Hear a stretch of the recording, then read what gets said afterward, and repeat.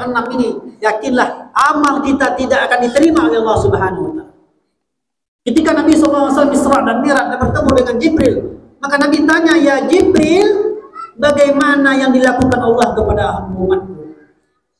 Maka Jibril mengatakan, "Ya Rasulullah, umatmu dimaafkan oleh Allah, kecuali ada beberapa orang. Yang pertama, al-musyrik, orang yang masih melakukan kesyirikan.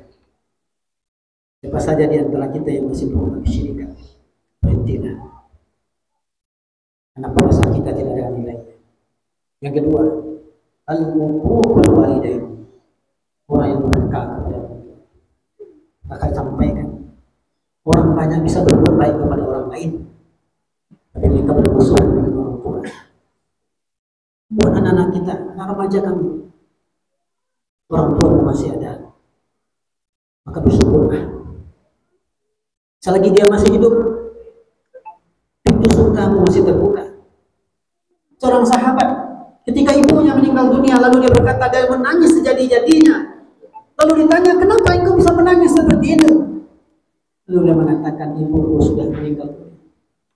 Ketika ibuku sudah hidup, masih hidup, pintu surgaku masih terbuka. Tapi ketika ibuku sudah meninggal dunia, maka pintu surgaku sudah tertutup. Dan tidak ada amalan yang paling tinggi setelah menyembah Allah kecuali birrul walidain." Jangan pernah menyakiti hati orang tua. Birru abaakum tabirru abnaakum. Berbuat baiklah kepada ayah ibumu, maka niscaya anak-anakmu akan berbuat baik. Kaifa tadinu tudan. Bagaimana hari ini engkau melakukan ayah ibumu, maka yakinlah nanti kamu akan diperlakukan ayah ibu oleh anak-anakmu seperti kamu melakukan ayah dan ibu. Panggillah, segera terima panggilan, sesibuk apapun kamu, segera beri jawabannya. Wahai Aywah bin Surah, ketika dia sedang pengajian, tiba-tiba ibunya sudah sedikit otaknya sudah kena. Surah sedang mengaji, yang ada ketika itu lebih 60.000 orang. Ibunya datang, "Ya Surah, tolong engkau beri kasih makan ayam. Tolong engkau kasih makan ayam. Surah sedang mengaji." Apa yang terjadi hati dulu? Surah meninggalkan pengajiannya. Dia pergi mengasih makan ayam karena ibunya. Setelah itu dia kembali, lalu dia mengatakan kepada jamaahnya, memberikan pelajaran kepada jamaah, "Wahai jamaah, mengajarkan ilmu kepadamu adalah sunnah, tapi menjawab panggilan ibuku adalah wajib." Berapa hari ini, berapa banyak hari ini orang-orang tua yang kemudian hatinya terluka karena anaknya tak mendengar panggilan ibu. Berapa banyak hari ini orang tua yang hatinya terluka karena dentuman-dentuman suara ayah anak-anaknya yang begitu kerasnya. Berapa banyak hari ini ibu-ibu harus menangis karena kecewa dengan orang tua anak-anaknya. Allahu Akbar, Allahu Akbar, walillahil hamd. Ini Allah muliakan. Semoga kita menjadi anak-anak yang berbakti kepada orang tua. Yang ketiga, orang yang tidak akan dihapuskan dosanya, mut'imul khamar, orang yang minum khamar. Cukup hadirnya di dunia. Kurnia Mega, mantan kiper nasional, menjadi pelajaran buat kita. Ketika kita melanggar perintah Allah, Allah berikan. Kurnia Mega hampir divonis dia buta bermandi. Kenapa dia bisa seperti itu? Karena dia di masa mudanya suka minum khamar. Yang membuat kita cemas sendiri yang dimuliakan Allah bukan minum khamar. Karena hakim yakin kita yang ada di sini tidak ada minum khamar. Tapi sebagian ulama mengatakan rokok adalah bagian dari khamar. Orang yang merokok, maka dosanya tidak dihapuskan Allah Subhanahu wa taala. Hati-hatilah orang-orang yang masih merokok. Lebih baik kita aman jauhi dari rokok.